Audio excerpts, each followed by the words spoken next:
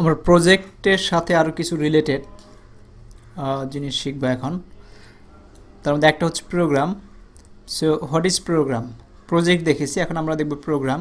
বা অনেক সময় আপনারা শুনে থাকতে পারেন যে প্রজেক্ট ম্যানেজমেন্ট বা প্রোগ্রাম ম্যানেজমেন্ট, কিন্তু দুইটা ডিফারেন্ট জিনিস। তো প্রোগ্রামটা কি আমরা দেখি। তো অ্যাকর্ডিং টু ডেফিনেশন যেটা আছে, programme is defined as a group of related projects managed in a coordinated way to obtain benefits and control not available from managing them individually. অনেক সময় এরকম হয়, অনেকগুলো প্রজেক্ট আছে যেগুলো একসাথে যদি কোঅর্ডিনেট করা হয়, যদিও তাদের রিকোয়ার অবজেক্টিভ ইজ ডিফারেন্ট, যদি একসাথে কোঅর্ডিনেট করা হয় তাহলে খুব দ্রুত এবং খুব সঠিকভাবে কাজটা পাওয়া যায়। কিন্তু ইন্ডিভিজুয়ালি যদি করা হয়, কোঅর্ডিনেশন যদি না থাকে একটা আরেকটা প্রজেক্টের সাথে, তাহলে হয়তো আউটকামটা রাইট টাইমে আসবে না। তখন এটাকে প্রোগ্রাম বলা হয়, প্রোগ্রাম ম্যানেজমেন্ট। তো আমরা যদি নেক্সট দেখি, program may include elements of related works outside the scope of the discrete project in the program. প্রোগ্রামের একটা প্রোগ্রাম ম্যানেজমেন্টে যখন থাকে, তখন প্রত্যেকটা প্রজেক্টের নিজস্ব একটা অবজেক্টিভ থাকে। এই অবজেক্টিভ ইন্ডিভিজুয়াল প্রজেক্টের অবজেক্টিভ বাদ দিয়েও প্রোগ্রামের নিজস্ব আর একটা অবজেক্টিভ থাকে, যেটা কনসোলিডেট করে সবগুলো প্রজেক্টের আউটকামকে কনসোলিডেট করে একটা নির্দিষ্ট অবজেক্টিভ বের করে নিয়ে আসতে পারবে। তো ইউজুয়ালি প্রোগ্রাম আমরা দেখতে পারি যে আমাদের যদি এমন কোনো প্রজেক্ট হয় কোম্পানি লেভেলে এবং প্রত্যেকটা ডিপার্টমেন্ট তাতে আলাদা আলাদা ইনভলভমেন্ট আছে, তাহলে প্রত্যেকটা ডিপার্টমেন্ট তাদের নিজস্ব প্রজেক্টগুলো করবে এবং এই প্রজেক্টগুলোকে কোঅর্ডিনেট করবে একটা গ্রুপ, একজন প্রোগ্রাম ম্যানেজার, যাতে আমাদের একটা সার্টেন আউটকাম একসাথে আসে। কারণ এমনও হতে পারে একটা প্রজেক্টের এন্ডিংয়ের উপর নির্ভর করবে আরেকটা প্রজেক্টের বিগিনিং, বা আরেকটা প্রজেক্টের কাজ শেষ না হলে আরেকটা প্রজেক্ট প্রসিড করতে পারবে না, ডিলে হয়ে যাবে। সুতরাং একজন প্রোগ্রাম ম্যানেজ করার দরকার পড়ে। তো এই project or may not be part of programs. একটা প্রজেক্ট ইন্ডিপেন্ডেন্ট থাকতে পারে, তার প্রোগ্রামের পার্ট হওয়ার দরকার নাই। But a program always have a project. কিন্তু প্রোগ্রামের অবশ্যই প্রজেক্ট থাকতে হবে। মানে মাল্টিপল প্রজেক্ট যদি না থাকে তাহলে প্রোগ্রাম কখনোই হবে না। তো প্রজেক্ট ইন্ডিপেন্ডেন্টলি হতে পারে, এটা কোনো প্রোগ্রামের পার্ট নাও হতে পারে। তো when projects are managed collectively as a program, they capitalize on benefit that would not be achieved if the project were managed separately. আমরা আগেই বলেছি।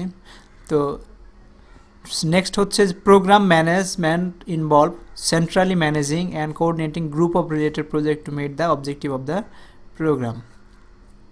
তো একটা প্রোগ্রামের সেন্ট্রালাইজিংই ইউজুয়ালি এসব প্রোগ্রাম কোনো অর্গানাইজেশনে যদি থাকে, সেটা হচ্ছে পিএমও, প্রজেক্ট ম্যানেজমেন্ট অফিস থাকে, যারা প্রোগ্রাম ম্যানেজমেন্ট অফিস নামে পরিচিত।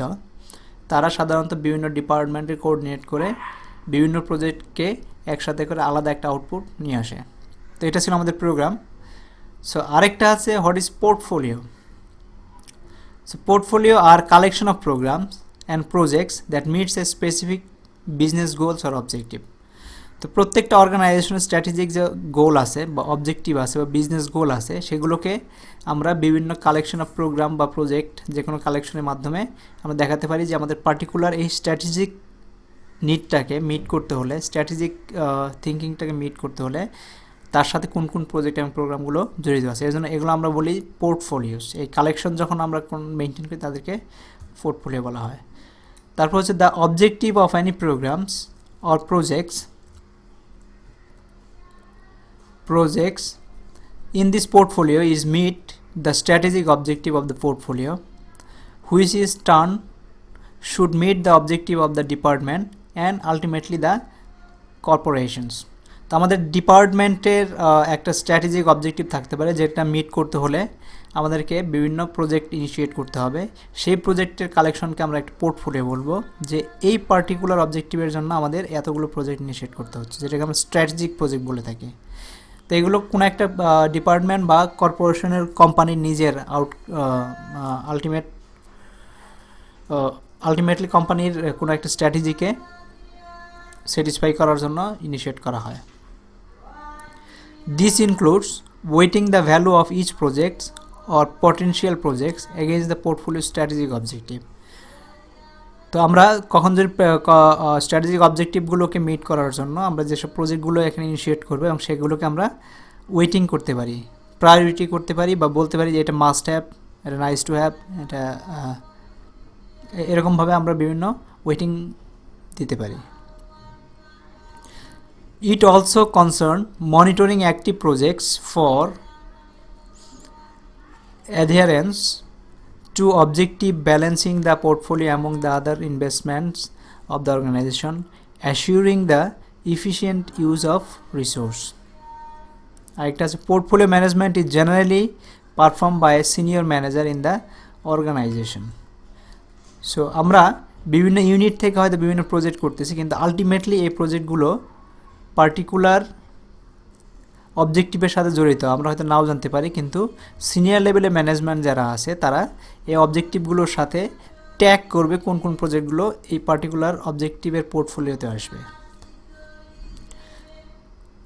তো এটা ছিল প্রজেক্ট পোর্টফোলিও। এখন এই প্রজেক্ট ম্যানেজমেন্ট অফিস, পিএমও যেটা বলে, project management office is an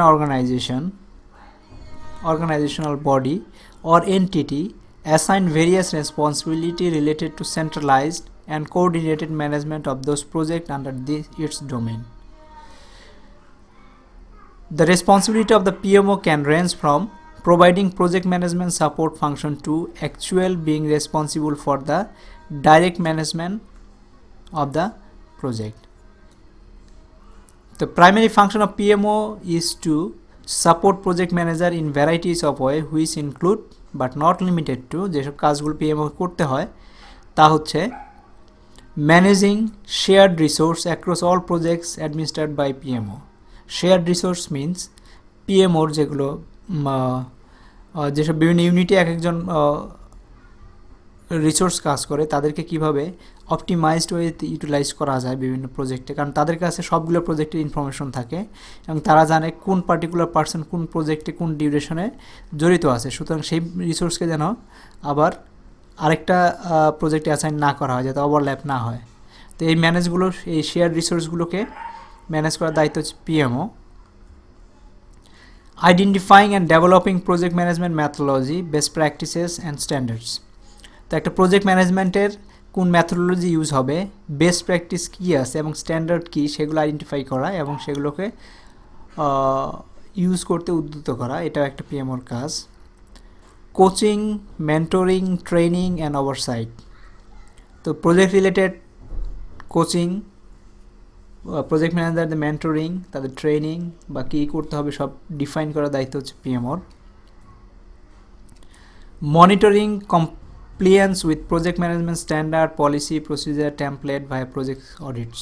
তো একটা প্রজেক্ট যখন হয়ে যায় PMOর কাজ হচ্ছে প্রজেক্টে অডিট করা এবং দেখা যে কোম্পানির যে স্ট্যান্ডার্ড আছে, যে পলিসি প্রসিডিওর আছে বা যে টেমপ্লেটগুলো আছে সেই টেমপ্লেটগুলো ঠিকমতো ব্যবহার হয়েছে কিনা সেই দায়িত্বটা PMOর আন্ডারে আসে।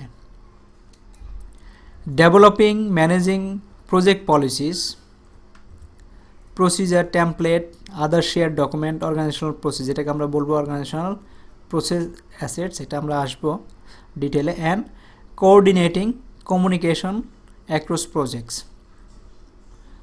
তো বিভিন্ন সময় যদি আমাদের যেসব পলিসি, প্রসিডিউর, টেমপ্লেটস বা আদার শেয়ার ডকুমেন্ট তৈরি করতে হয় সেগুলোর দায়িত্ব হচ্ছে PMOর। সো এই ছিল আমাদের আজকের এই video. Thank you very much.